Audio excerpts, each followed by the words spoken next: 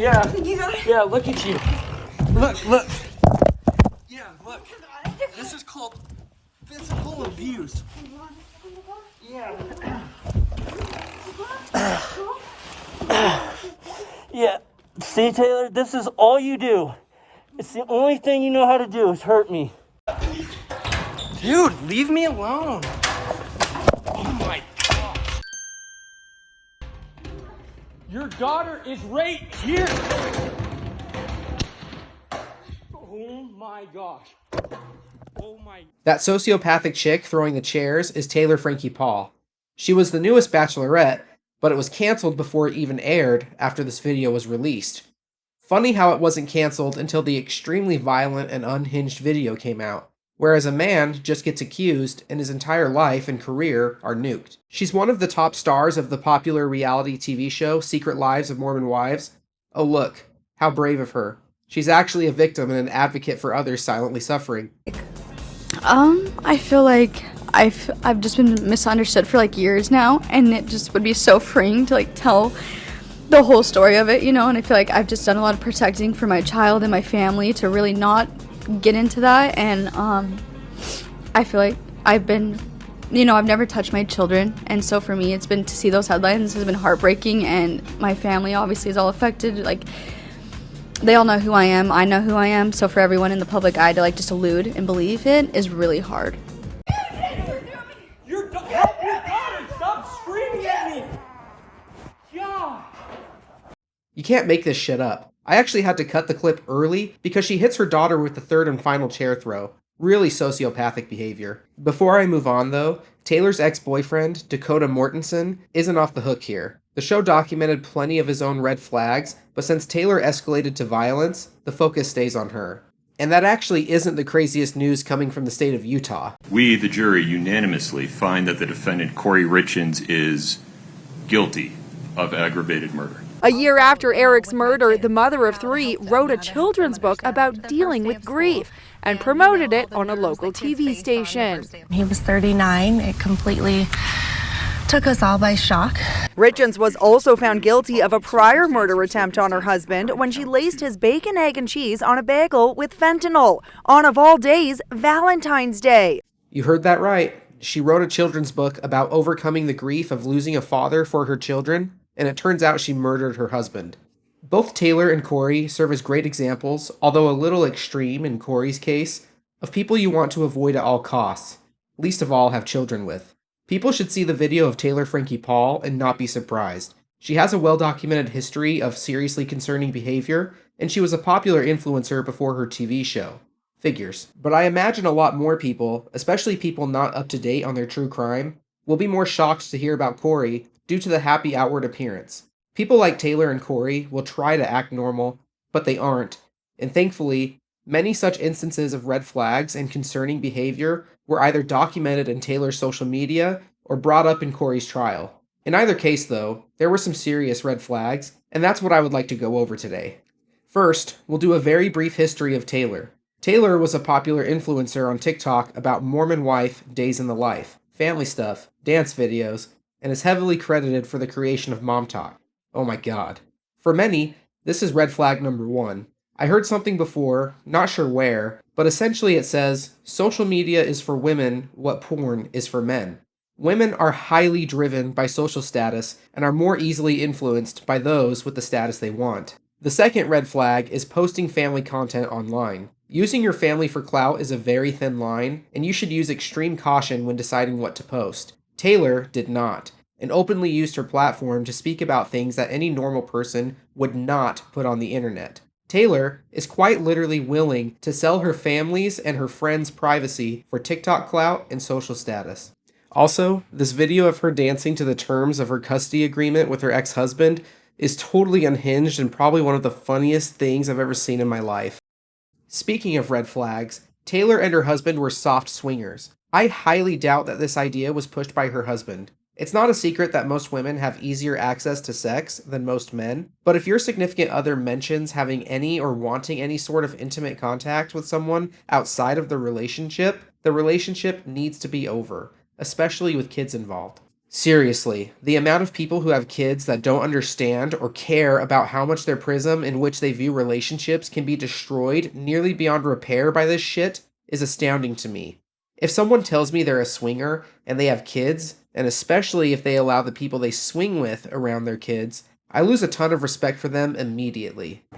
A child's understanding of the world essentially must stem from their relationship with each of their parents and from their witnessing of the relationship between father and mother. Father and mother gives me a holistic, complete sense of attachment in my life, and it will help me navigate around this world. If these two persons whom I'm supposed to lean on and depend on for my survival are cheating on each other, it creates a lot of insecurity. Who am I supposed to be with? Who do I side?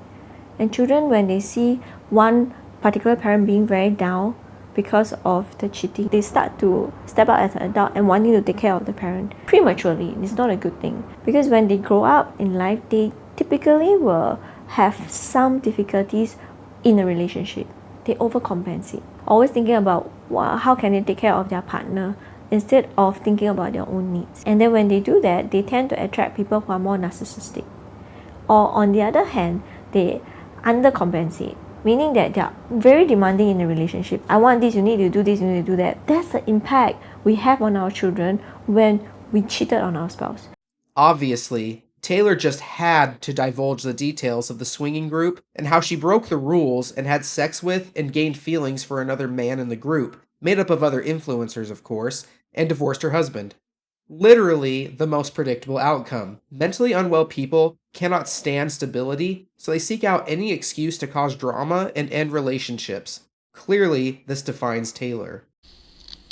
The agreement, I already told you guys that the agreement was just like, as long as we were both there and we saw it and we knew it, it was okay. And the second it goes behind without each other, then that's, you stepped out of the agreement. And I did that.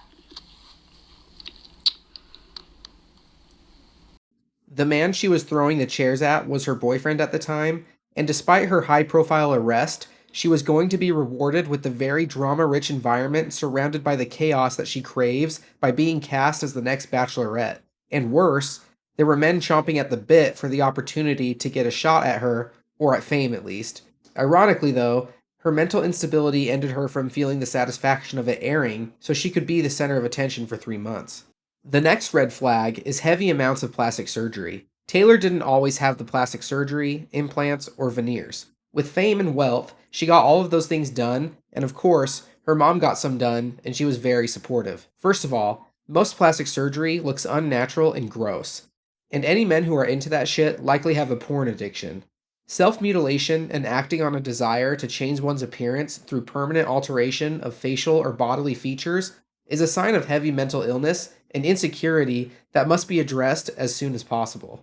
Another, slightly smaller red flag, depending on who you talk to, is knowingly being part of a religion and actively working against its values and acting as a role model for these values for other women, poisoning the well, essentially. The last red flag is that this is all how she behaves on camera. So she believes that this either looks normal or is normal and is on her best or better behavior.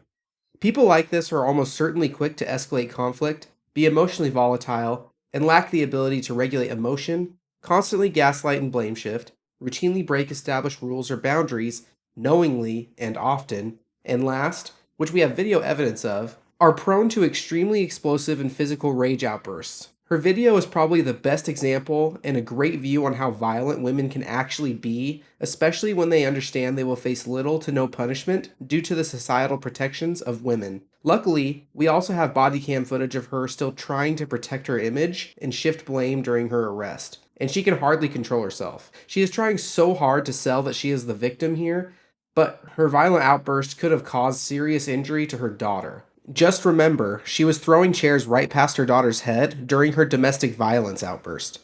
And conveniently, violence ties us perfectly into Kouri Richins, who has less video documented red flags, but her trial has certainly brought concerning behavior to light that would seriously benefit many people by learning and understanding these patterns and escaping before it gets too late. Again, Kouri Richins was found guilty of murdering her husband and father of her 3 children, Eric Richins. These are the same kids she wrote the grief book for. Kouri is the extreme example of a person you want to avoid at all costs. And I will say again, never have a child with this type of person. You need to cut as many ties as possible with these people because they are destructive forces and they need to face negative consequences as soon as possible or they will never be motivated to change. First, her marriage to Eric Richins, the man she murdered with fentanyl allegedly purchased by her cleaning lady with Kouri's money, was reportedly strained from the start, and both had accused each other of infidelity in 2019. By this time, they already had 3 children together. She even removed her clothes from the house in a theatrical display and threatened divorce. The couple went to counseling, and apparently it didn't stick, whatever that means. She also told multiple friends that she felt trapped in the marriage, and surprise, surprise, Eric was smart enough to have her sign a prenup, so she was limited financially in the event of a divorce. She started an affair with Robert Grossman in late 2021, clearly also a scumbag and degenerate with no morals, and on top of everything, they ran a business flipping houses in the Park City area. Of course they flipped houses. Here are some text messages shared between the two. Grossman said he was head over heels for her, so the sex must have been pretty good because he ignored some giant red flags here, affair aside. The way people like Kouri and Robert text is so creepy. It's like they had never progressed from a childlike or teenage state of mind, which is a sign that someone is highly susceptible to social pressures, like keeping up appearances, can't regulate emotions or impulse, and are easily manipulated or are willing to lie and manipulate others for social status or personal gain. Remember when Charlie covered that dispatcher who cheated on her husband with police officers? So let's go over this news story where a 911 dispatcher is accused of sexting with 7 men and having an affair with at least 2 of them. And some of the text messages have been released, and holy shit, the amount of refined, pure cringe is admirable. I like that. That's how you make me feel. Not sure how it is for you. I feel so hot and sexy when I'm in you. Also kind of blundered the spelling on you there, because I'm pretty sure he's typing with one hand. Fuck yeah, you do. I can feel it. All of it. And I love it. These people are immature and lack basic behavior regulation tools, and the odds of them ever correcting their behavior are extremely low. And it makes sense why Kouri made it out of her teenage years with this mindset. In a recent interview, her mother and brothers all appeared to defend Kouri. I highly recommend watching this 48 hours video about the case. It goes way more in depth, and you can truly get a sense of just how off everything is with that family. And while there certainly is nothing wrong with being there for a family member in a rough time, providing the interviewers answers that go against the overwhelming evidence against their daughter and sister to spin a completely false narrative is both a disgusting tactic and a clear attempt to have her escape full accountability. You can only wonder how much of her bad behavior her mother or her brothers allowed her to get a pass on when she was growing up. All this did was cast them in a negative light. Nothing positive came out of that interview for them at all. Even the comments are demanding the mother be investigated. Personally, I think that this comment on the screen sums it up the best. And if you needed more confirmation that the family is full of enablers, just look at this letter she sent her family. She was literally coaching them on what to say to get their story straight. In addition to all of this, she forged Eric's signature on loans and took out lines of credit without his knowledge, secretly tried to change life insurance beneficiaries, and was caught, so Eric reversed it and put it into an estate controlled by his sister. Eric had grown so completely distrustful of her that he straight up told his family, "If anything happens to me, look at Kouri." After the murder, she lied to Eric's father about the cause of death and cashed the insurance checks as quickly as possible. On the day of Eric's death, she owed $7.5 million in debt to hard money lenders and was making payments of $80,000 every month. And the day after Eric died, her net worth was a negative $1.6 million. Eric's estate, which she was hoping to inherit, would be worth around $4 million plus another $2 million in life insurance. She hopes to use that for a fresh start with Robert Grossman. I mean, this lady is a cartoon villain. Like, holy shit, of course she was in the business of flipping houses. And if you don't already know, a majority of house flipping isn't innocent like you see on TV. These assholes lowball property owners, do minimal work on the house, mostly masking issues with a new coat of paint and a nicer exterior for curb appeal, and many of them throw out old and fixable appliances and install new appliances that look nicer but are less reliable over time and are often cheap.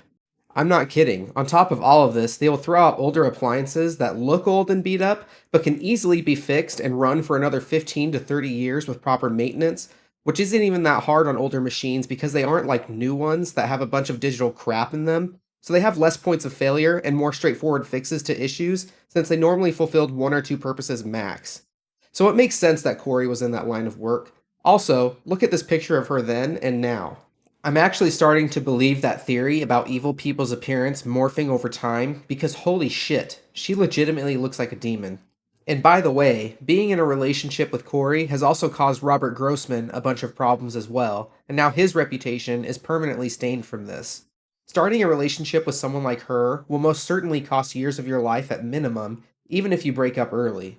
This is the hardest step, obviously, and Eric Richins had noble intentions of staying together for the kids, but he underestimated just how much of a sociopath Kouri is.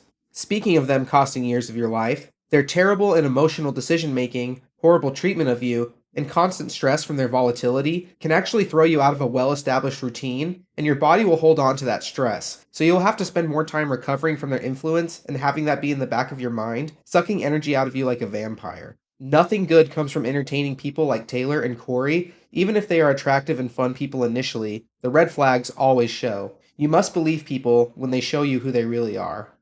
It is not your job to fix someone who will never take accountability, and with the harsh consequences of their actions that you provide them, they are also served a large side dish of reality.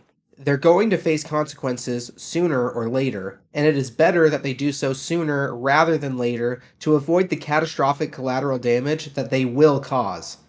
For example, Taylor will live the rest of her life being known as a drama queen, a cheater, and a domestic abuser, including to children. However, no matter how miserable Taylor gets, her family will always have to deal with the effects of being connected to her, and her children will possibly have to deal with years of intense therapy to develop healthy relationship habits. Kouri will live the rest of her life in prison, but she has already robbed dozens of people, including her 3 children, of a father, brother, friend, and employer. Her children did not know what was happening the night their father died, and they laid awake in their room terrified, and only learned of his death as his covered body passed by on a stretcher. That is extremely traumatic for 3 kids under 10 years old, and that will follow them for the rest of their lives. The destruction and devastation these people can cause knows no limits. That's why leaving bad relationships immediately is a necessity. Don't wait for the perfect time. It will likely never come, and the depths of depravity a person like this can stoop to can be unfathomable for most people. And that's why true crime is so popular, because the way sociopaths operate is so far outside the norm that most people almost can't believe it. And that's about all I have for this video. Thanks for watching. Make sure to like and subscribe, leave a comment, and follow me on Twitter. I'll see you guys in the next video.